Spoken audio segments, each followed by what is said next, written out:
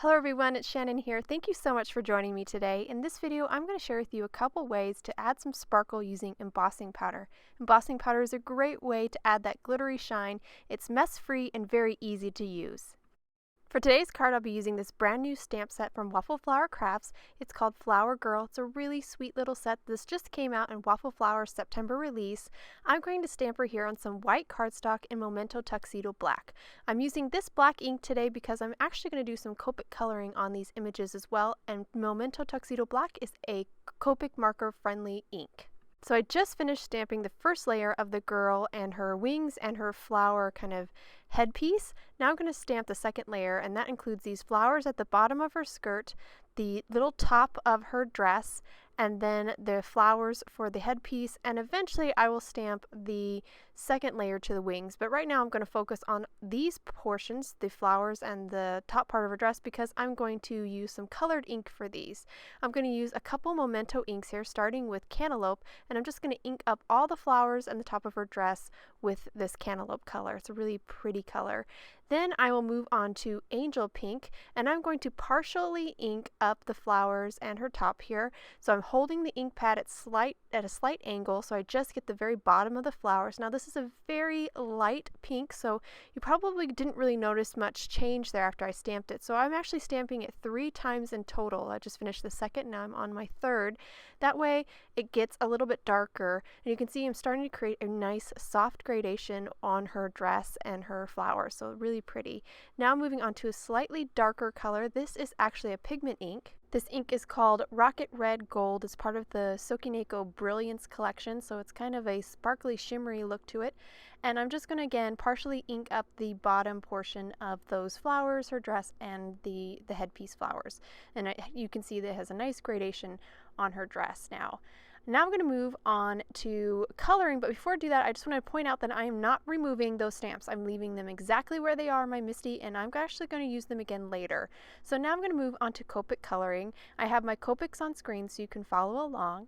I'm going to start with her skin here, really lightly, quickly color that. Now I have a darker shade, and I like to always add a little shadow right where the hair meets the forehead, and a little shadow under the neck. Really simple Copic coloring here. I'm moving on to some really, it's technically green, but I think it reads as blue, color here for the wings and kind of like the bottom of her tights.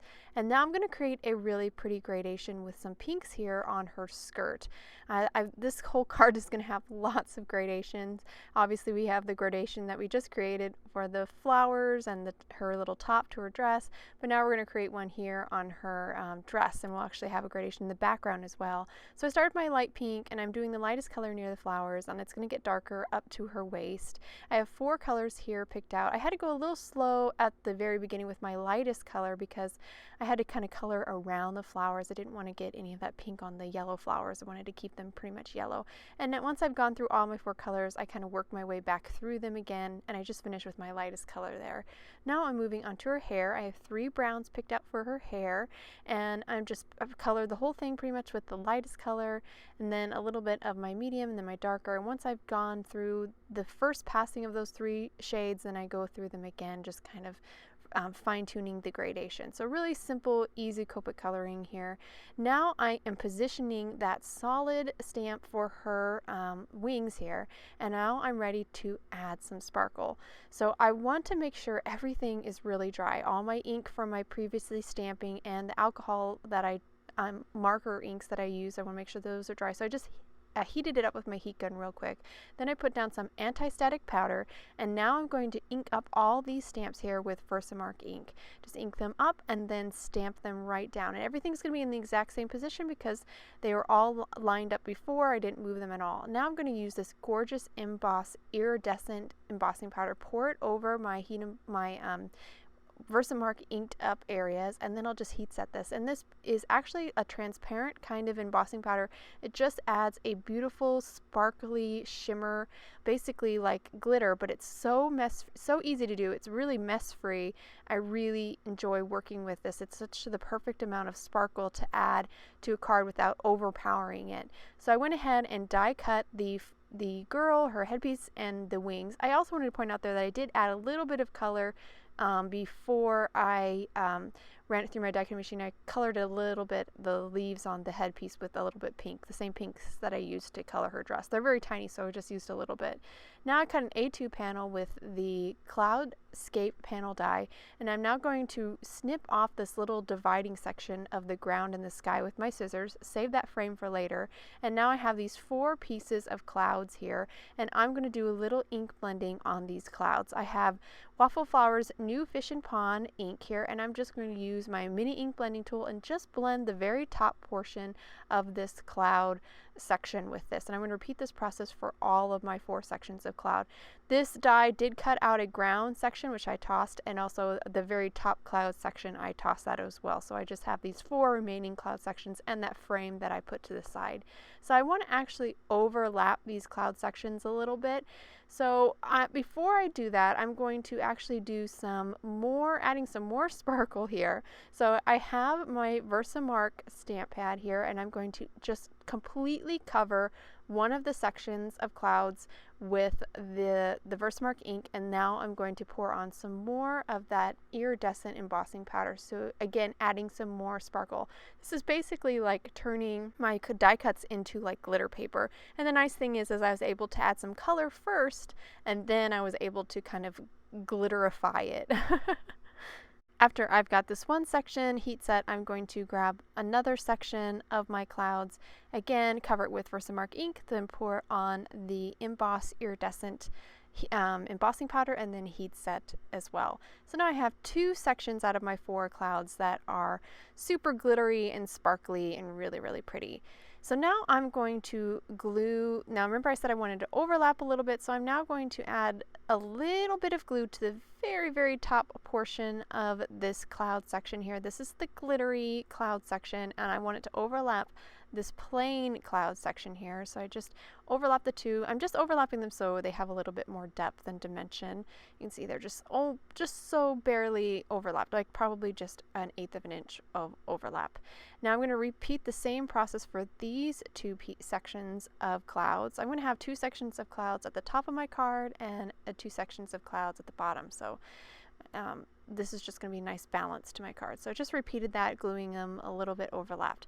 Now I'm going to grab that frame piece that we trimmed the little dividing section between the ground and the sky, and I've got the clouds positioned, and I'm going to add a little bit of glue here where the clouds and the frame would meet. So just a little bit of this Tombow Mono multi-liquid adhesive, and then just kind of line it up, making sure the bottom of the clouds is covered also by the bottom or the top of the frame, and then just hold it there just till that glue sets. Once the glue is set a little bit, then I'm going to kind of lift up the bottom portion of the clouds and add a little bit more adhesive. I'm going to do the same thing here to the top portion where the top part of the clouds meets the frame, and then add a little glue and then kind of hold it a second till it sets. And once that's set, I'll grab my scissors. Now I'm going to cut off the overhang here, and the trick to this is to make sure the blade of the scissors is going to go right alongside or even like a little bit under the frame. So I'm never going to actually cut the frame or even in danger of cutting the frame, because the blade of the scissors is kind of angled and it will just bypass the frame of the paper. So just by angling your scissors and making sure that blade is going right under the frame, you will cut that overhang and not have to worry about cutting the frame. So I removed all the overhang here, and now I'm ready to stamp my sentiment. So I'm going to grab my MISTI here, and I'm going to pull off a sentiment from the Flower Girl stamp set. It says hello, and it is a really pretty scripty font. And I have my frame inside my MISTI, and I am going to use the suction power of the stamp to help me kind of curve that sentiment. I want that sentiment to curve a little bit around that top of the cloud there. And once I get that curve, the right kind of the curve that mimics the cloud, then I'll ink up that sentiment with Memento Tuxedo Black and then stamp it. And then I will put that frame aside and move on to a background panel. So I ink blended this panel already, but I did use this set of swatches that I created earlier with Waffle Flower inks. It was really handy to look at the swatch list and pick out a background that matched my Flower Girl. Now that I've had my background blended, I'm now going to move on to creating my shaker card. So I went ahead and die cut a foam frame using the Rainbow Panel die. I cut it out of white craft foam, and you can see that frame fits perfectly behind our cloud frame. I'm going to adhere this frame now to my ink blended A2 top folding card base. I just added liquid glue to the frame, not to that negative piece of craft foam inside the frame. I left that in there just to keep that frame nice and square. And now that I've got it glued in place, I'm going to place my platform on top and let it dry a little bit. Now that it's dried, I'm now going to remove that negative piece. Again, I had no glue on that negative piece, only to the frame.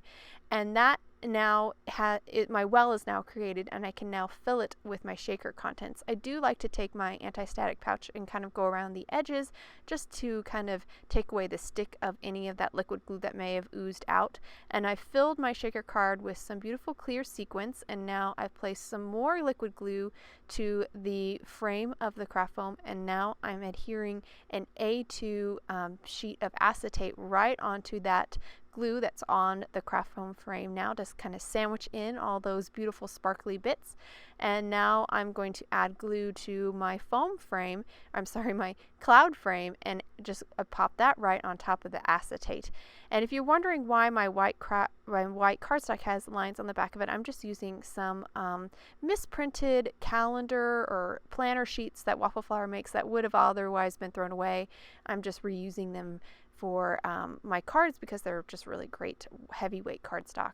So I just went ahead and glued the flower to the back of the girl, and then I've added some liquid glue to the back of the girl, and I'm going to center her right on the front of my card, and then I'll finish her off with her little floral headpiece, and she's all done.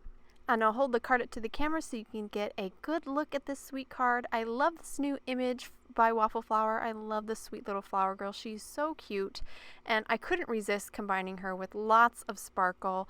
Of course, we have that beautiful, clear, sparkly sequence in our shaker card, and then we have all the little sparkle or all the little glitter that we were able to add with the MBoss Iridescent Embossing Powder on the clouds, her wings, her flowers. Just a nice little addition of a little bit more shine, a little bit more texture and depth. I hope you guys enjoyed today's card and video. Thank you so much for watching. If you want any more information on the products I used, please check out the links below, and I will see you again soon.